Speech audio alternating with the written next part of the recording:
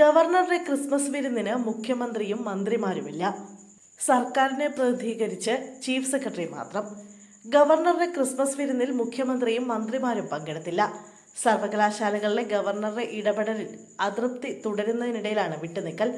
സംസ്ഥാന സർക്കാരിനെ പ്രതിനിധീകരിച്ച് രാജ്ഭവനിലെ ആഘോഷത്തിൽ ചീഫ് സെക്രട്ടറി ശാരദാ മുരളീധരൻ മാത്രമാണ് പങ്കെടുത്തത്. സർക്കാരിന്റെ ദില്ലിയിലെ പ്രതിനിധി KV തോമസും വിരുന്നിനെത്തി.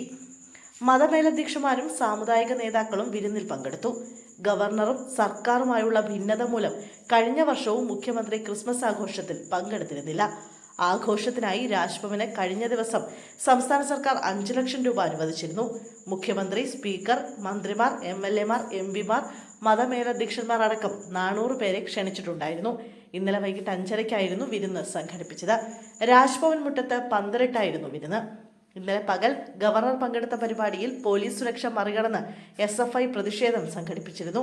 സെമിനാർ ഉദ്ഘാടനം ചെയ്യാനെത്തിയ ഗവർണർക്കെതിരെ വലിയ പ്രതിഷേധമാണ് SFI തീർത്തത്. പോലീസ് സുരക്ഷ മറികടന്നാണ് SFI പ്രതിഷേധം ഉയർത്തിയത്. പോലീസ് ജലപീരങ്കിയും മറികടന്ന് ഗേറ്റ് ചാടിക്കടന്ന് പ്രതിഷേധക്കാർ സെമിനാർ ഹാളിനകത്തേക്ക് നീങ്ങി. പോലീസ് ഹാളിന്റെ ജനലും വാതിലും അടച്ച് പ്രതിഷേധക്കാരെ തടഞ്ഞതോടെ സംഘർഷത്തിലേക്ക് നീങ്ങി. എന്നാൽ SFIയുടെ ശക്തമായ പ്രതിഷേധത്തിനിടെ കേരള സർവകലാശാലയിലെ സെമിനാർ ഗവർണർ ഉദ്ഘാടനം ചെയ്തു. SFIയുടെ പ്രതിഷേധത്തിൽ അതൃപ്തി രേഖപ്പെടുത്തിയ ഗവർണർ പോലീസിനെതിരെ കടുത്ത വിമർശനം നടത്തി. പ്രതിഷേധക്കാരെ അറസ്റ്റ് ചെയ്യാതെ പോലീസ് വിട്ടയച്ചതിനെതിരെയായിരുന്നു ഗവർണറുടെ വിമർശനം. സംഭവത്തിൽ SFI സംസ്ഥാന നേതാക്കളടക്കം 100-ലേറെ പേർക്കെതിരെ കേസെടുത്തു. സംസ്ഥാന പ്രസിഡന്റ് അനുശ്രീ അടക്കമുള്ളവർക്കെതിരെയാണ് കന്റോൺമെന്റ് പോലീസ് കേസെടുത്തത്.